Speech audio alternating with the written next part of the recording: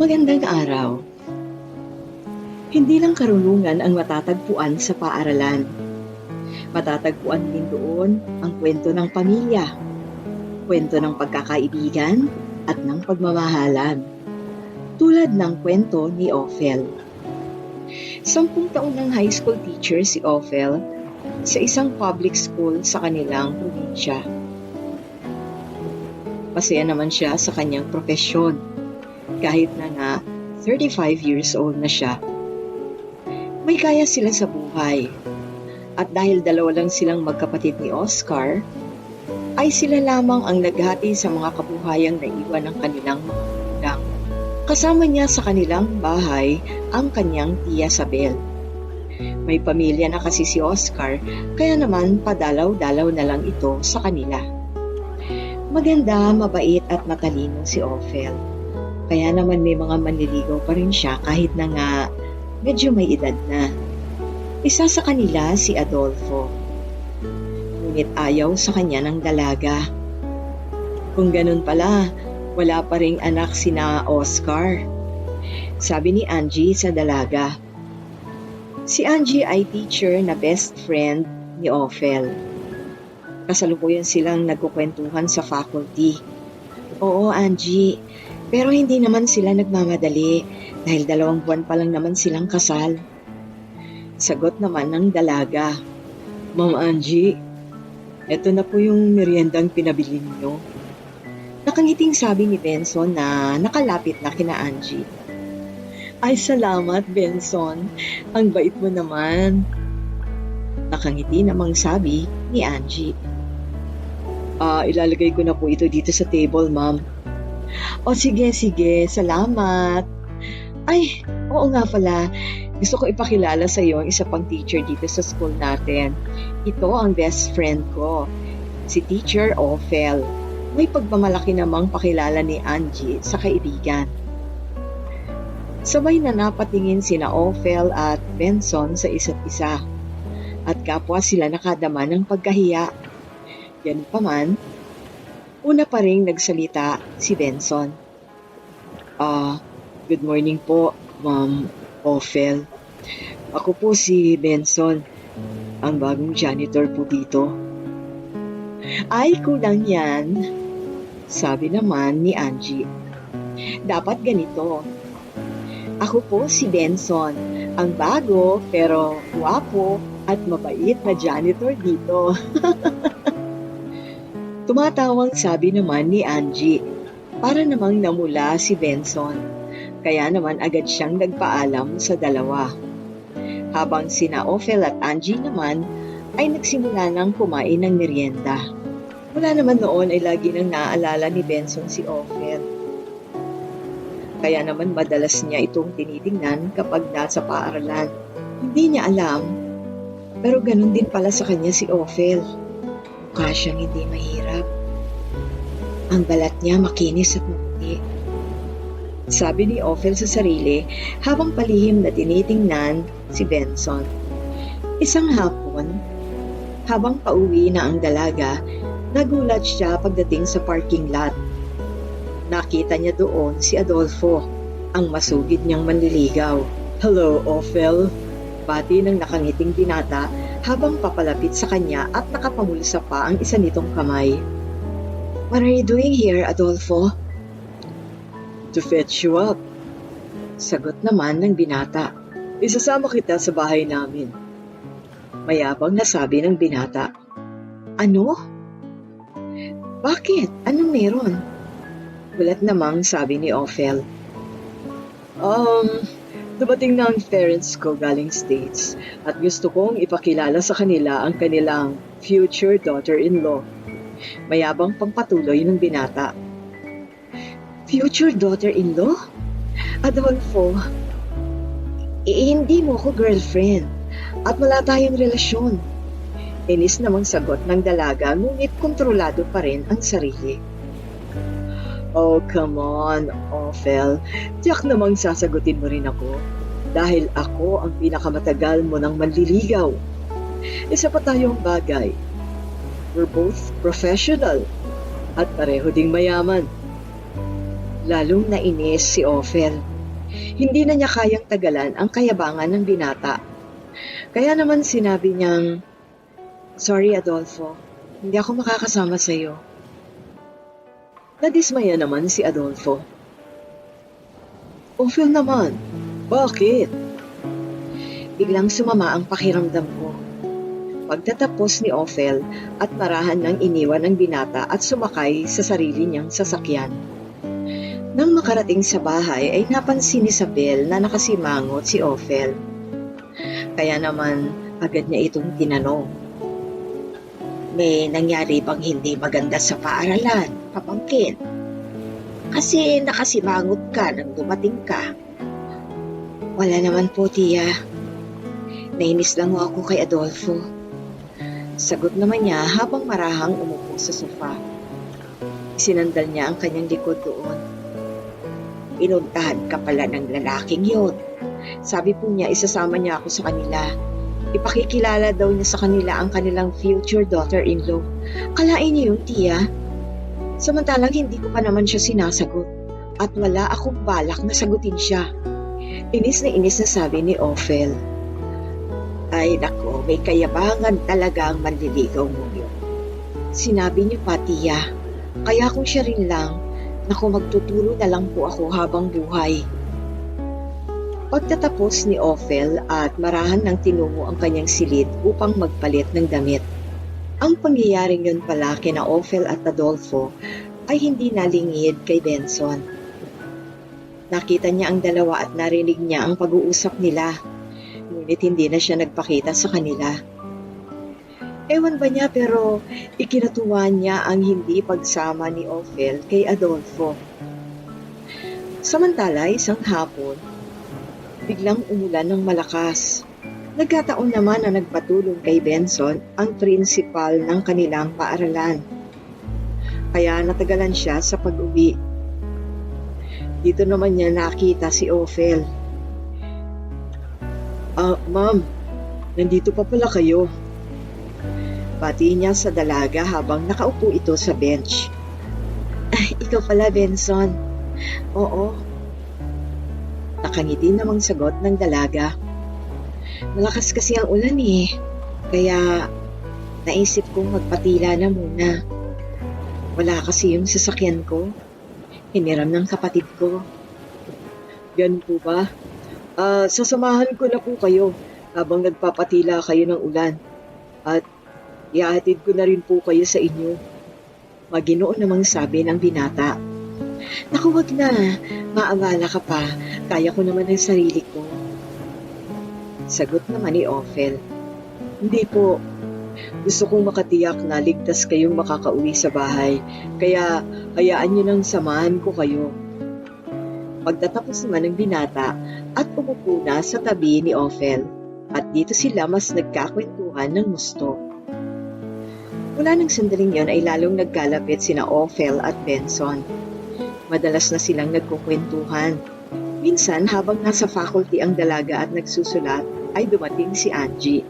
Nakangiti ito at parang kinikilig. "Ophel, naku may ibabalita ako sa iyo." Masayang sabi nito sa kaibigan. Napahinto naman sa pagsusulat si Ophel at tumingin sa kanya. "Ano ba yon? At parang kinikilig ka pa dyan?" Nagtatakang tanong naman ni Ophel. "Alam mo ba, maraming mga dalagang teacher dito ang naiinggit sa'yo." Sagot naman ni Angie. Umupo na ito sa tabi ng kaibigan para mas makapagkwentuhan sila ng mahina kahit na nga silang dalawa lang ang nasa faculty. "Bakit naman sila maiinggit sa akin?" Kasi naman madalas kang kausapin ni Benson. Samantalang sila, kahit nagpapahalata ng may crush kay Benson, tipid lang kung kausapin sila. Kinikilig pang patuloy ni Angie. "Mabait lang talaga si Benson at natutuwa ako sa kanya. Yun lang yun." "Uy, dumidepensa." "Ano ka ba, Angie? O bakit? Wala namang masama kung sakali mong maging kayo. Hindi naman siya mukhang mahirap. Mas matanda ako ng 10 years sa kanya. So what? Hindi na problema ngayon yun. Sabi nga, in love, age doesn't matter." Yun nga lang, janitor lang siya. Pagtatapos naman ni Angie na tila nadismaya, pinilit namang kalimutan ni Ophel ang sinabing yon ng kaibigan. Kahit na nga ang totoo, may nararamdaman na siya sa binata. Isang hapon, noon ay tapos na ang klase ni na Ophel at Angie nang salubungin sila ni Benson. Niyaya silang magmerienda ng binata. Sabi niya birthday daw niya kasi. Oh, happy birthday! Sabi naman ni Angie habang nakangiti at hinawakan pa ang kamay ng binata. Salamat po, ma'am. Nakangiting sagot naman ni Benson. Happy birthday, Benson! Sabi naman ni Ophel na may matamis na ngiti. Alam mo ba, kapag nalaman niya ng mga teacher na may crush sa iyo dito, tiyak na makakatanggap ka ng maraming gift. Kinikilig namang sabi ni Angie. Ganun po ba? Huwag niyo na lang pong sabihin, ma'am. Kayo naman po ni Ma'am Ophel ang gusto kong makasama eh. Hindi po sila. Bahagyang nahihiya, ngunit nakangiting sagot ni Benson. Bagay na lihim namang ikinatuwa ni Ophel. Masaya siyang marinig na gusto siyang makasama ng binata. At nagtungo nga sila sa isang magandang snack house na ikinagulat naman ng magkaibigan. Alam nilang mahal ang pagkain doon. Sa isip nila, gagastos ng malaki si Benson. Ganun pa man dahil birthday naman ng lalaki, hindi na nila sinaway pa ito.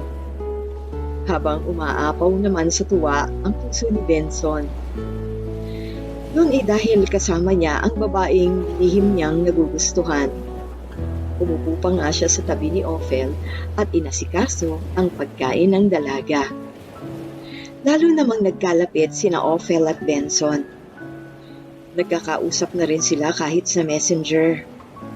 Samantala, hindi pala nalingit kay Adolfo ang pagkakalapit ng dalawa. May mata pala siya sa paaralan na pinagtuturuan ng dalaga. Minsan ay naisipan niya itong dalawin. Ophel, si Adolfo dumarating. Mabilis na bulong ni Angie kay Ophel. Bigla namang nawala ang ngiti sa mukha ng dalaga. Kumusta, Ophel? Bati ng mayabang na si Adolfo habang papalapit sa dalaga. Bakit narito ka, Adolfo? Alam mo naman may klase ako. Inis na sabi ni Ophel. Ikaw naman ang suplada mo. Para dinadalaw lang naman kita. May trabaho nga ako. Pag sa akin, suplada ka. Pero pag sa janitor nyo, maamo ka. Inis na sabi naman ni Adolfo. Nagulat naman ang dalaga. Ano? Ano bang pinagsasasabi mo, Adolfo? O diba nakikipag-close ka sa janitor nyo? Inis na dugtong pa ni Adolfo. Nakikisama lang yung tao, Adolfo. Sagot naman ni Angie. Huwag kang sumagot, Angie. Di ikaw ang kausap ko. Maagap namang sagot ni Adolfo. Ang yabang ito talaga. Bulong naman ni Angie. Bakit ka ba nagagalit? Wala naman tayong relasyon. Lalong hindi kita pinaasa. Ophel, ako ang bagay sa'yo. Hindi ang janitor na yun.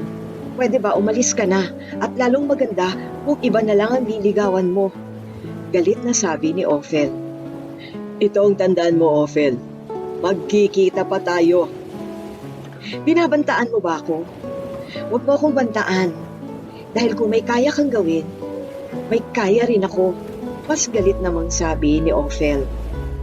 Wala namang nagawa si Adolfo kundi iwan na lang ang magkaibigan. Hindi nga natakot ang dalaga sa banta ni Adolfo. At lumipas pa ang mga araw. Minsan, nagulat si Ophel. Dumating kasi sa classroom niya si Benson na may dalang 3 pulang rosas. Tanim pala yon ng binata sa hardin ng paaralan at pinitas niya upang ibigay sa dalaga. Lumakas naman ang tibok ng puso ni Ophel at lihim siyang kinilig. Ganun pa man, sinikap pa rin niyang makapagsalita at pasalamatan ng binata nang kunin niya ang bulaklak na ibinigay nito. Nang makaalis si Benson sa classroom ay, bakit ganon? Biglang bumilis ang tibok ng puso ko. At saka tuwang-tuwa ako nung bigyan niya ako ng bulaklak.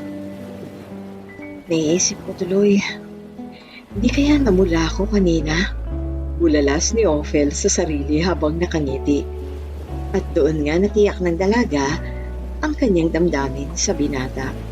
Samantala dahil sa ilang linggo nang hindi pagpapakita ni Adolfo, pinakala ni Ophel na tuluyan nang lumayo sa kanya ang binata. Minsan, nagpunta siya kina Angie. Birthday kasi ng anak nito. Oo, may asawa na si Teacher Angie. Pero kung makipagkwentuhan sa mga teacher na dalaga, ay feeling dalaga pa rin. Bikas kasi siyang masayahin. Ginabi na nga ng pagkakataong yon si Ophel sa kanila. Ganun pa man ay malakas ang loob ng dalaga. Kaya niya ang sarili niya, dahilan para hindi na siya magpahatid pa sa asawa ni Angie. Ginabi na ako kina Angie. Nakakalibang naman kasi sa kanila. Nakakatuwa ang anak niya.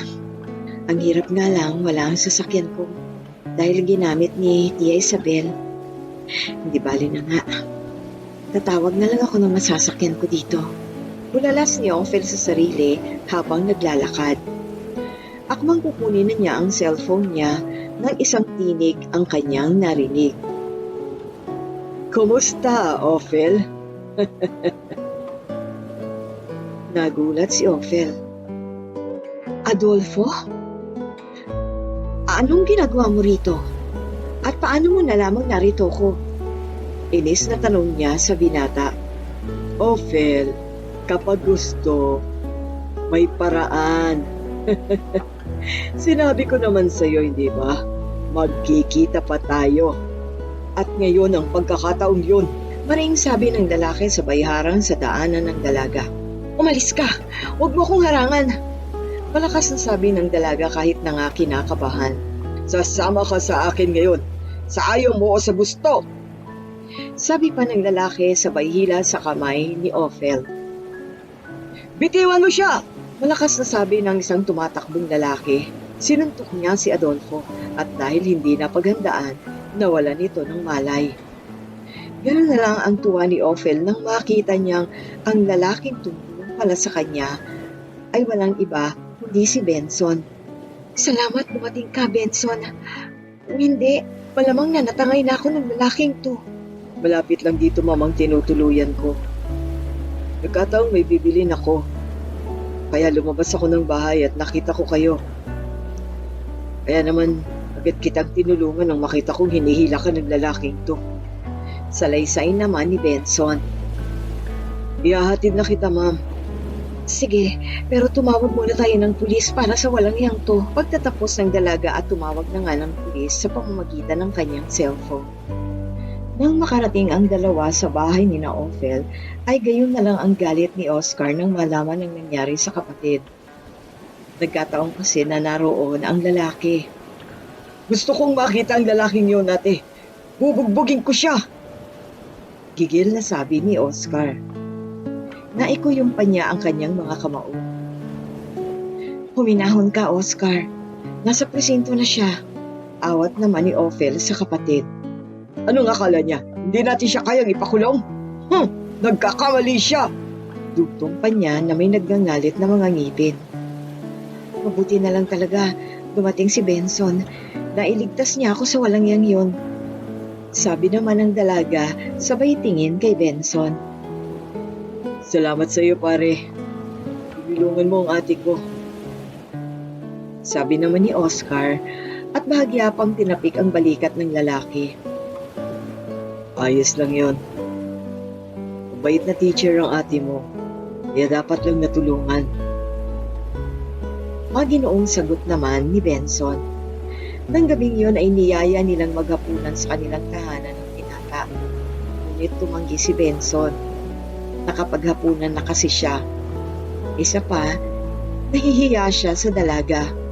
Ayaw niyang isipin nito na humihingi siya ng kapalit sa nagawa niyang kabutihan.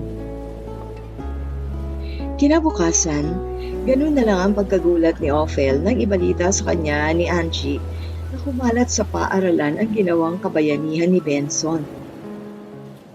Nagkataon pala na ang napagreklamuhan nilang pulis ay asawa ni Teacher Eva. At si Eva naman ang nagkwento sa kanilang lahat ng naganap. Kaya pala familiar sa akin ang mukha ng pulis na yon. Asawa siya ni Teacher Eva. Sabi naman ni Ophel sa kaibigan. Alam mo ba dahil sa nangyari, sabi ng mga dalagang teachers na nandito, sana raw sila na lang ikaw. Kinikilig namang sabi ni Angie. Ano pa naman sila? Nangingiti namang sagot ni Ophel.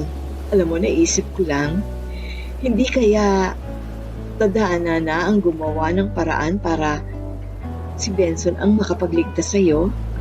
Hindi kaya siya ang destiny mo? Masayang pagtatapos ni Angie. Ikinatuwa naman ni Ophel yon. Kaya lang, ayaw naman niyang umasa. Natatakot siyang baka masaktan lang siya. Samantala, lalong sumidi ang nadaramang pagtatangi ni Benson para kay Ophel. Kaya naman lalo pa siyang naging maasikaso sa dalaga. Araw-araw, una niyang nililinis ang classroom nito at nilalagyan ng 3 pulang rosas ang flower vase doon. Kaya naman naging usap-usapan sila ng lahat ng mga nakakakita. Nakadama naman ng hiya si Ophel nang malaman yon. Kaya naman naisip niyang kausapin si Benson. Minsan yayain siya nitong mamasyal sa park. Oo, namamasyal na sila. May sasabihin sana ako sa'yo, Benson. Sabi ng dalaga habang nakaupo sila sa bench ng isang park. What is it, Ophel? Nakangiting sagot naman ni Benson na ikinagulat ni Ophel. Alam mo, nagugulat ako sa iyo. Sa lahat kasi ng mga nakilala kong janitor, ikaw ang mahilig mag-English. Yun ba? Pinapractice ko lang yung mga natututuhan ko. Yung mga nababasa ko para mas matuto ko. Pagkakaila naman ni Benson. Dahil ang totoo, talaga namang marunong siyang mag-English. Ano nga yung sasabihin mo sa akin, Ophel? Tungkol sa usap-usapan sa ating dalawa. Tungkol ba sa sinasabi nilang panliligaw ko sa'yo? Yun nga. Nahihiya kasi ako, Benson. Dahil ba, janitor lang ako? Biglang lungkot namang tanong ng binata habang nakatitig sa mga mata ni Ophel. Hindi naman ganoon. Hindi naman ako tumitingin sa antas ng pamumuhay ng isang tao. Kaya lang, hindi naman kasi totoo yung iniisip nila. Nauutal namang sagot ni Ophel. Saka isa pa, mas matanda ako ng 10 years sa'yo. Dugtong pa niya. Hindi naman problema yun, Ophel eh. Tsaka, di ka rin dapat maya dahil totoo namang may damdamin ako sa'yo. Benson? Yun ang totoo, Ophel. Mahal kita. Pagtatapat ni Benson. Muli namang bumilis ang tibok ng puso ni Ophel. Parang hindi niya alam ang kanyang sasabihin. Pero, parang mo na akong ate. Oo, kaya ay tita. Sagot naman niya sa binata habang nanlalamig ng mga kamay. Hindi importante sa akin ang agwat ng edad natin. Ang importante, mahal kita. At kung mahal mo rin ako. Tanong ng binata na sinikap ni Ophel na maiwasan sagutin. Umiwas siya ng tingin dito. Sana, Ophel, huwag maging hadlang ang kabataan ko at ang pagiging mahirap ko sa pagtanggap mo sa akin. Sabi pa ng binata na may nakikiusap na mga mata. Hindi naman inilihim ng dalaga sa kanyang tiya Sabel ang panliligaw ni Benson, maging ang pagtanggap nito sa pag-ibig ng binata. Tama, hindi nagtagal, sinagot din niya si Benson.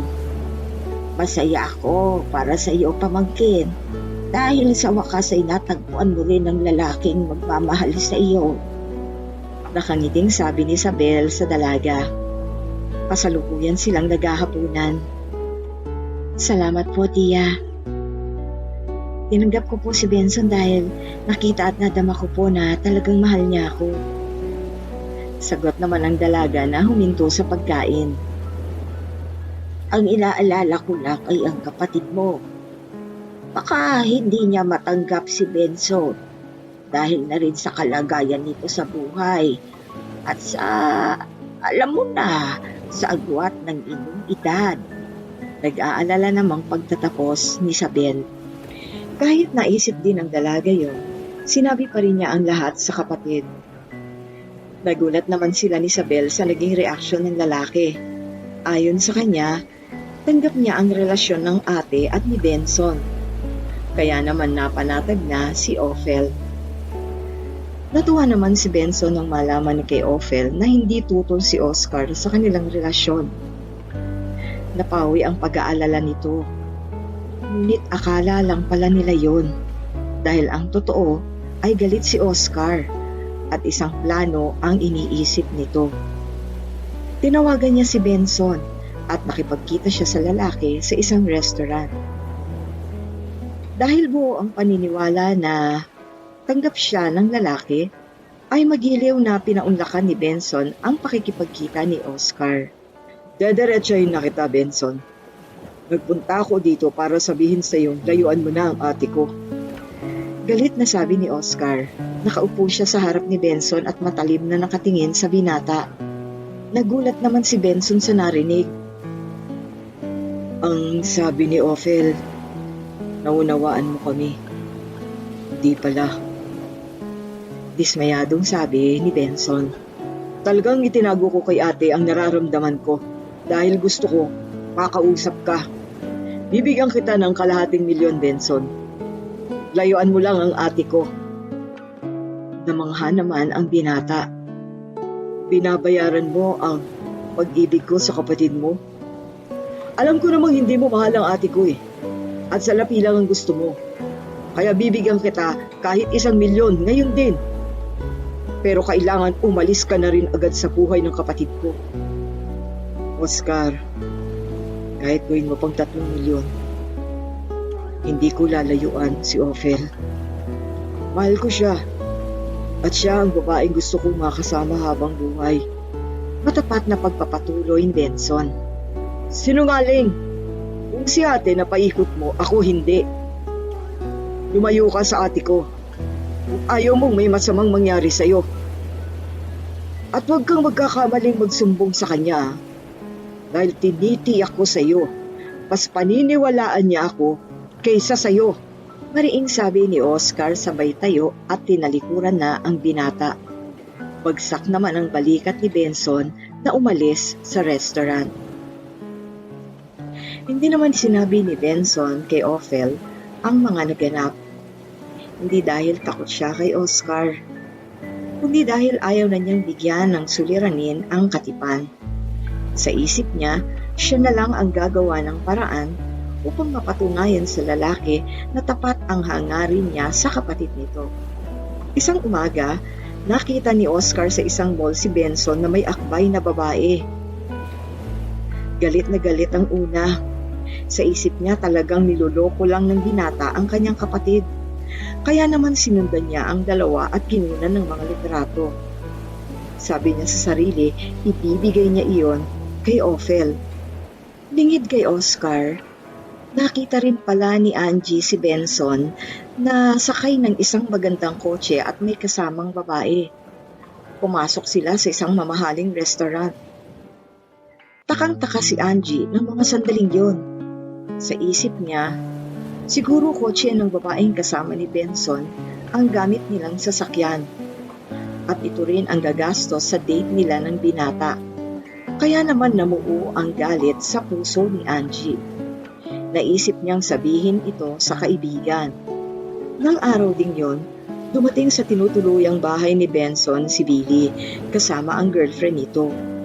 Dala ang kanyang mga pinamili para sa kapatid.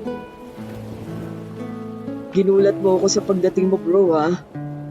Alaman mo lang kung saan ako nakatira. Tahan mo na ako agad. Nakangiting sabi ni Benson kay Billy habang iginigiya sila paupo sa sofa. Bro, alam mo naman, magkakasakit tayo pag hindi tayo nagkita ng matagal. Nararamdaman ko na yon.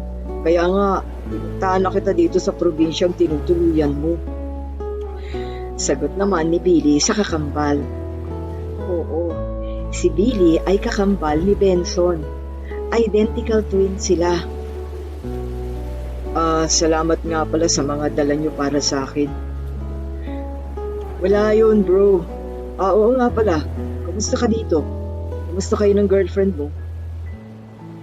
Tanong naman ni Billy sa kakambal. Bigla namang nalungkot si Benson. May nangyaring hindi maganda, bro eh. Tungkol pala sa relasyon namin ng kapatid niyong bunso. Binabayaran nga ako ng 1 milyon. Layuan ko lang daw ang kapatid niya. Talaga ang yabang niya. Pasyenda lang ang meron sila. Samantalang tayo, sabi ni Billy na hindi na ituloy dahil biglang sumagot si Benson. Billy, hindi nila alam ang katotohanan. Kung ganon, sabihin mo na para wala ka ng problema. Hayaan mo, pag-iisipan ko. Si Daddy nga pala. Gusto siya? Tanong naman ni Benson. Ayun, hinahanap ko pa rin. Hindi pa rin nagbabago ang plano niya na ireto ka sa anak ng kaibigan niya. Pero nasa business trip siya ngayon sa Hong Kong. Sagot naman ni Billy. Di kaya nasundan ka ng... Sabi ni Benson na hindi na ituloy sa pagsagot agad ni Billy. Bro, mahusay magtago itong kakambal mo. Kaya huwag ka mag-alala. Mabuti pa, ayusin na natin itong mga pinamili namin para sa'yo.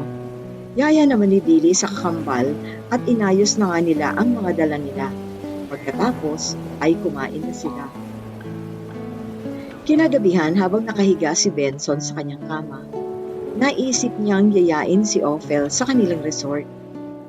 At doon niya ipagtatapat sa dalaga ang tungkol sa kanyang pagkatao.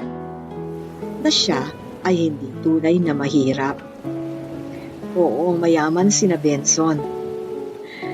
Iniwan lang niya ang kanyang daddy dahil ayaw niyang sumunod sa gusto nito na ipakasal siya sa anak ng kanyang kaibigan. Sumama naman sa kanya ang dalaga. Weekend naman kasi noon at wala silang pasok. Dahil si Billy ang namamahala ng resort, ay nakapasok sila roon nang walang problema.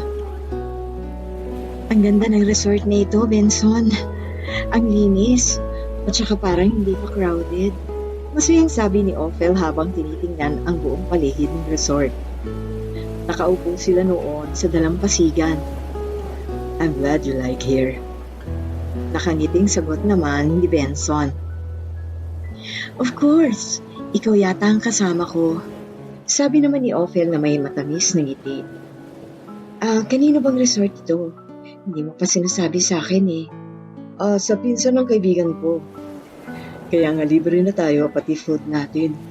Pagsisinungaling ng binata. Dahil ang totoo ay sa kanila ang resort. Nakakahiya naman. Mas magtatampo yun kung pipilitin nating magbayad. Gusto niya i-promote na lang natin itong resort niya. Okay, I'll do that. Masaya namang sagot ng dalaga. So, let's go. Maligo na tayo. Pasiglang yaya ng binata sa dalaga sabay hawak sa kamay nito. Nakadama naman ng kaba at hiya si Ophel. Kasi Benson, bakit? Huwag mo sabihing nahihiya ka sa akin. Alam mo naman na ikaw ang first boyfriend ko. Sabi pa ng dalaga na nauutal. At ako rin ang huli dahil ako ang magiging asawa mo. Malambing na sabi ng binata habang nakatitig sa mga mata ng dalaga. At maghapon nga silang nanatili sa resort. Doon ay nilasap nila ang ligaya ng pagsasama. Dahilan upang malulod sa kaligayahan si Benson kaya hindi nito nagawang ipagtapat sa dalaga ang kanyang sasabihin. Ang naganap na yon kina Ophel at Benson ay hindi naman nailihim ni Ophel sa kaibigang si Angie. Napansin kasi ng huli ang kakaibang saya ng dalaga. Hanggang sa napaamin niya ito, ganun na lang ang panlulungo ng babae. Tiyempo namang tumunog na ang bell para sa susunod na klase ni Ophel. Kaya naiwang hindi nakapagsalita si Angie. Hindi niya nasabi sa dalaga ang kanyang mga nakita. Kaya naisip niyang si Benson na lang ang harapin. Galit niya itong kinausap, sinumbatan, ukol sa nakita nito sa restaurant na kasama niyang babae. Akala ko pa naman mahal mo ang kaibigan ko. Yun pala niloko mo lang siya. Bulalas ni Angie sa binata. Dinuro pa niya ito. Angie, si Ophel lang ang mahal ko. Wala akong iba. Tapat na sagot naman ng binata habang nakatitig ito ng diretsyo sa mga mata ni Angie. Sinungaling! Nakita kita sa isang mamahaling restaurant. May kasamang magandang babae. Nagtataka nga ako dahil meron pa kayong magandang sasakyan. Siguro, kotse yun ng kadate mo. Patuloy pa ni Angie. Alam ko na. Alam ko na kung sino ang nakita mo. Sagot naman ni Benson na bahagyang nag-isip nung una. Anong sino? Ikaw naman talaga yun. Angie, please listen to me. Ipaliliwanag ko sa iyo ang lahat. Pero mangako ka na hindi mo muna sasabihin kay Ophel ang mga malalaman mo. Pakiusap naman ang binata sa babae. At ipinagtapat nga niya kay Angie ang lahat. Manghang-mangha naman ito. Dahil nalaman niya na may kakambal pala si Benson. At hindi tunay na mahirap ang binata. Samantala, dahil sa pag-aakalang niloloko lang ang kapatid, sinugod ni Oscar si Benson. Binugbog niya ang lalaki sa tirahan nito. Hindi niya binigyan ng pagkakataong makapagpaliwanag ang binata. Hindi naman lumaban si Benson kahit na nga halos lumpuhin na siya ni Oscar. Mabuti na lang, agad na nakatawag ng pulis ang kanilang mga kapitbahay. Kaya naman mabilis na umalis si Oscar. Dinala naman agad nila sa ospital si Benson. At kahit hirap, ay tinawagan nito ang kakambal na si Billy upang puntahan siya. How do you feel now, bro? Nag-aalalang tanong ni Billy. Awang-awa ito nang makita ang kapatid sa ospital. Medyo maayos na, bro. Sino bang bumugbog sa'yo? Bakit niya ginawa yun sa'yo? Anong atraso mo? Minahog ka lang, Billy. Ano ka ba? Nasaktan ka na nga, ganyan pang sasabihin mo sa akin. Sino bang taong yun? Siya ang kapatid ni Ophel. Sagot naman ni Benson. Hindi ka pa rin dapat nagpapi sa kanya.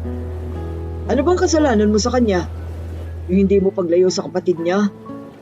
I will tell you later. Pero ngayon, tulungan mo muna ako. Kailangan kong makausap si Ophel. Tawagan natin siya. Pakiusap ni Benson sa kakambal. At sumunod naman ito. Sa kabilang dako, ganun na lang ang panlalambot ni Ophel nang malaman ang nangyari sa nobyo. Tinawagan kasi siya ni Billy at nagpakilala itong kaibigan ni Benson. Sinabi niyang binugbog ang lalaki sa tirahan nito.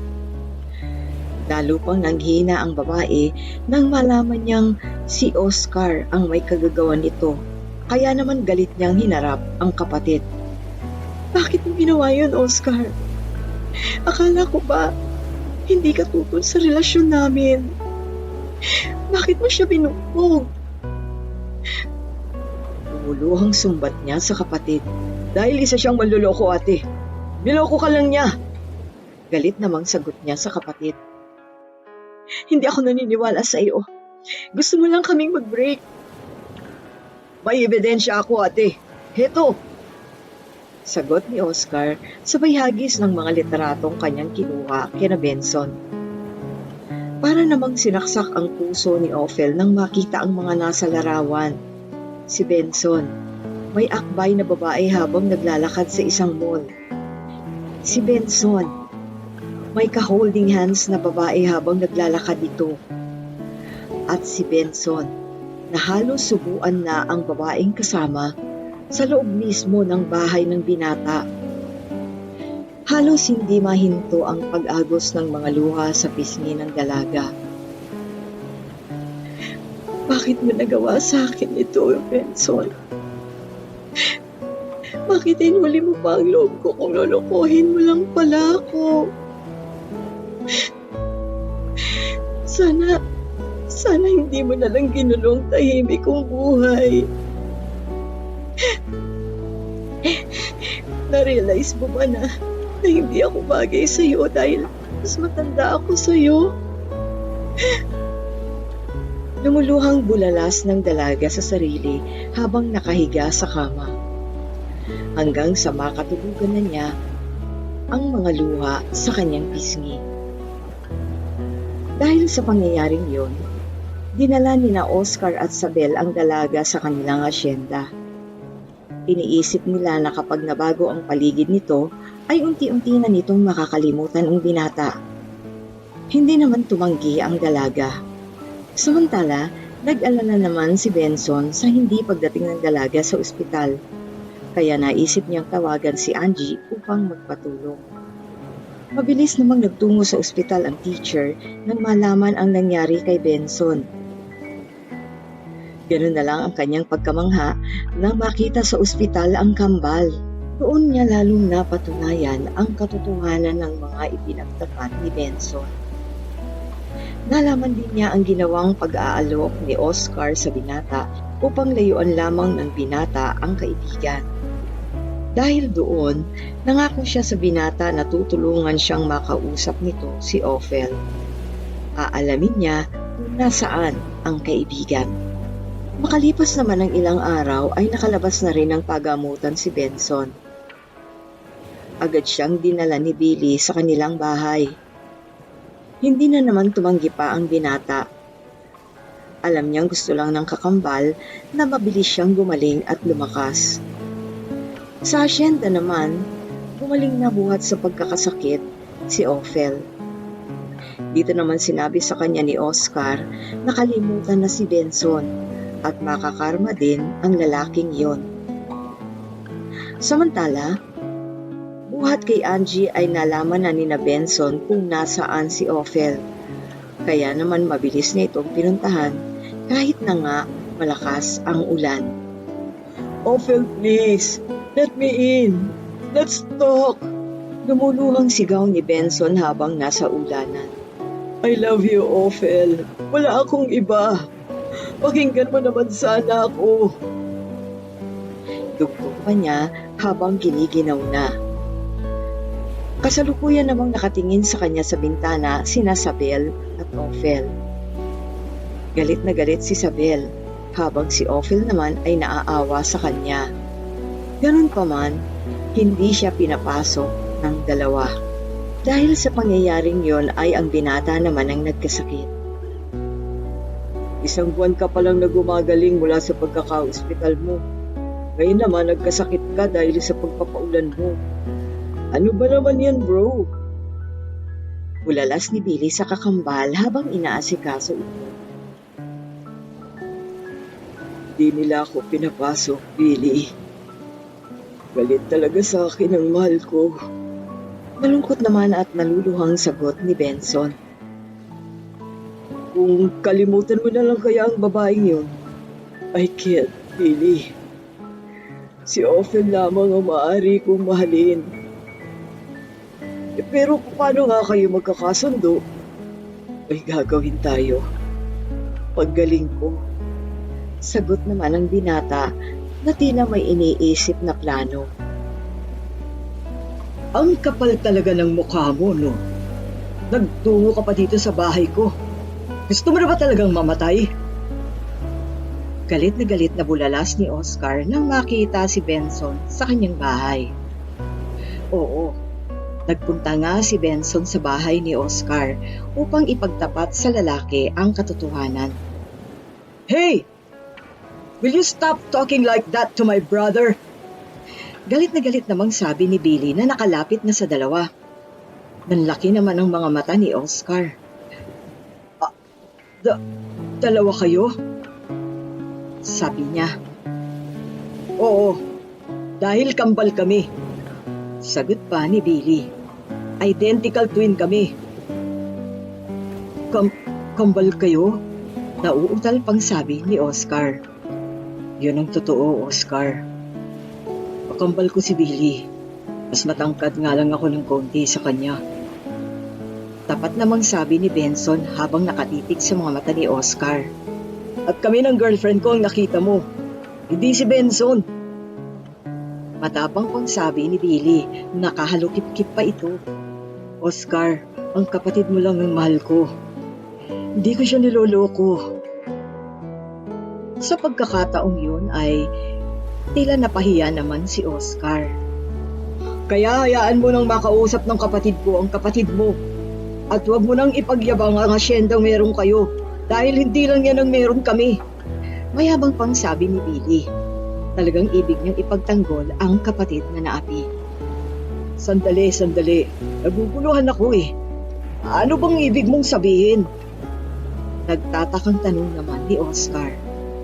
At ipinaliwanag naman sa kanya ni Billy ang lahat.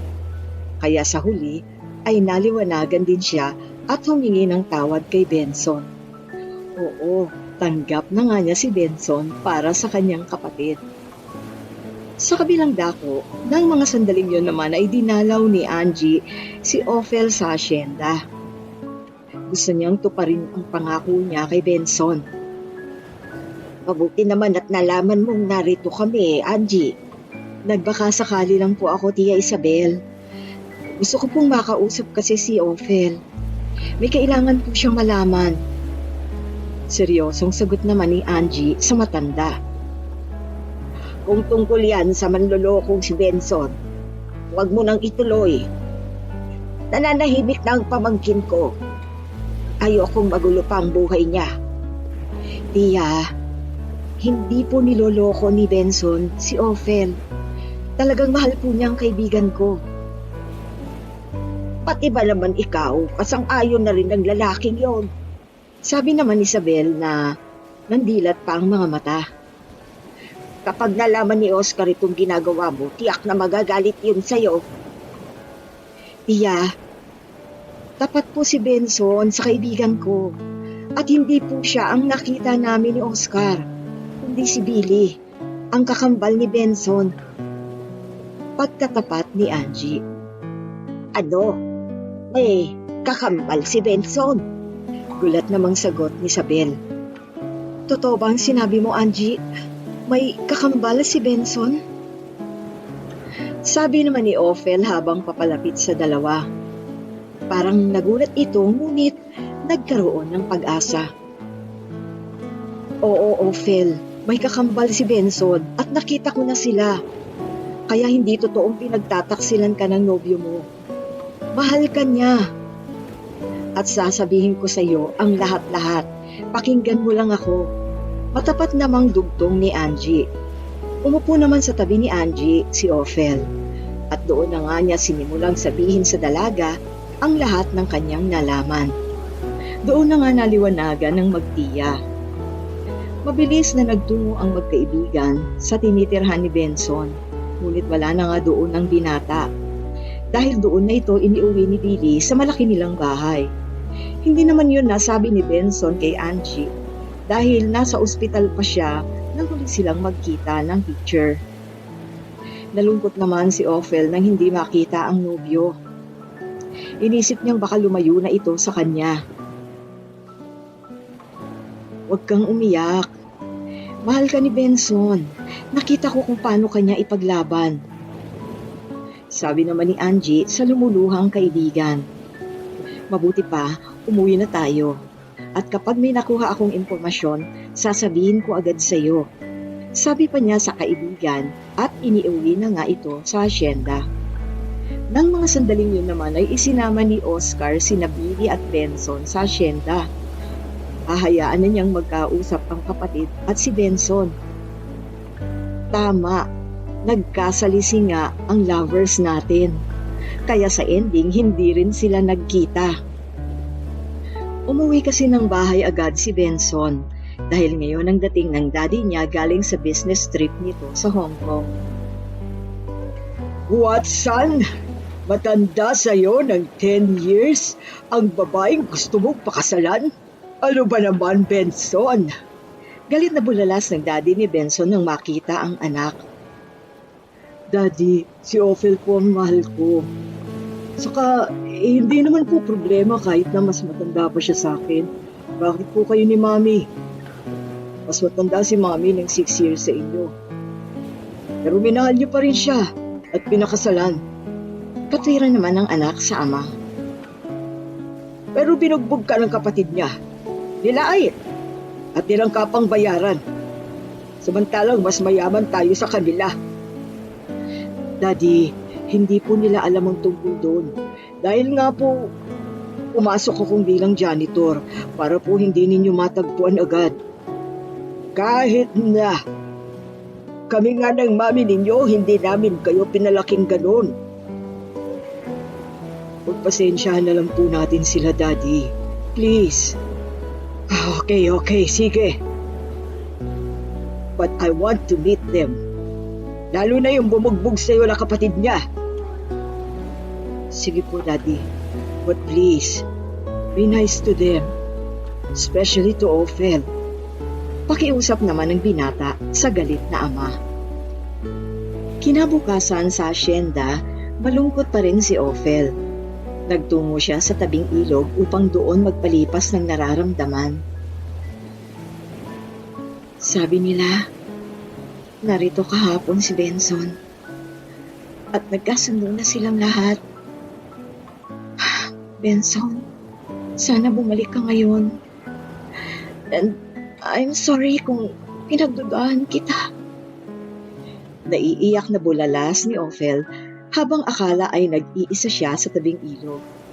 Hindi niya alam na naroon pala si Benson. Nakita siya nito nang umalis sa kanilang bahay kaya sinundan siya ng binata. Huwag ka nang umiyak, mahal ko. Narito na ako. Masuyong sabi ng binata, sabay hawak sa kamay ng dalaga. Namilog naman sa tuwa ang mga mata ni Ophel. Benson! Oh Benson! Salamat at bumalik ka! Sabi ng dalaga, sabay yakap sa katipan. Sorry, pinagdudahan kita. Sana naman kasi sinabi mo na lang sa akin ang lahat. Pati nang tungkol sa inirereto sa'yo ng daddy mo kaya ka nagtago. Sabi pa niya sa katipan. Talaga namang sasabihin ko sa iyo ang lahat nung nasa resort tayo. Pati na yung tungkol sa pagkakaroon ko ng kakambal. Kaya lang, nakalimutan ko. Paliwanag naman ng binata na gumanti rin ng mahigpit na yakap sa katipan. Bakit? Kasi, nalunod ako sa ligaya dahil sa nangyari sa atin. Sabi ng binata na matamis na ngumiti. Oo nga pala, Benson, tungkol doon. May kailangan kang malaman. Sabi naman ng dalaga. Ano yun? Benson, 5 weeks na akong pregnant. 5 weeks ka ng buntis? Oo, yun ang sabi ng doktor. Yes! Magiging daddy na pala ako! Sigaw at tuwang-tuwang sabi ng binata. Nahiya naman si Ophel. Huwag kang sumigaw. Masaya lang ako, mahal ko. Dapat talaga makasal na tayo habang hindi pa malaki ang tiyan mo. Ayos naman pala ang pakakasalan mo, anak. Kahit may edad na, nabigyan agad ako ng apo. Masayang sabi ng daddy ni Benson nang malaman ng magandang balita. Napatawad na rin niya si Oscar. Makalipas ang mahigit isang buwan ay idinaos ang ingranding kasal ni na Ophel at Benson. Walang pagsidla ng kaligayahan ng dalawa. Lalo pa itong naragdagan ng makalipas ang ilang buwan ay isilang ni Ophel ang kambal nilang anak. Parehong lalaki yon na tulad ni na Benson at Billy. Salamat sa Diyos. Kahit 36 na ako, naisilang ko pa rin ang maayos ang mga anak natin, honey. Naiiyak ngunit masayang sabi ni Ophel sa asawa. Hinaplos naman ni Benson ang buhok ni Ophel. Samantala, tuwang-tuwa naman sina Oscar nang makita ang mga bata. Para daw kasing manika ang mga ito. Natigil lang ang kanilang pagkakatuwaan nang umiyak ang isang sanggol. Oh, umiyak yung isa, sabi ni Isabel. Ako na lang po ang magkakarga sa isa, tiya. Nakangiting sabi ni Billy. Sige, Billy, kargahin mo. At ako naman dito sa isa. Sagot naman ni Oscar. Sandali, paano naman ako? Sabi ni Isabel na parang naiinggit sa dalawa.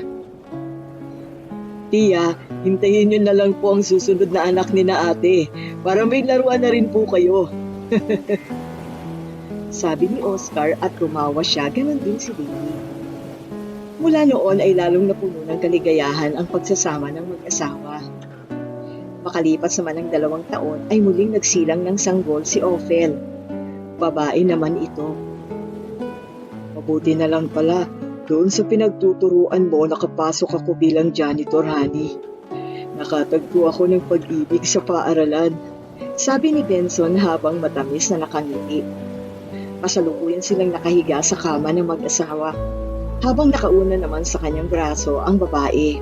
40 na ako ngayon, honey. Sana huwag kang magbago sa akin. Kasi una akong tatanda sa iyo eh. Sana mahalin mo pa rin ako kahit maputi na ang buhok ko.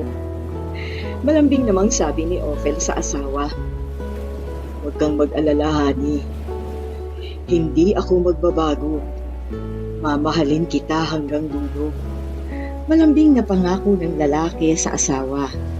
At muli niyang inangkin ang mga labi ng babae. Wakas. Maraming salamat po sa inyong pagsubaybay.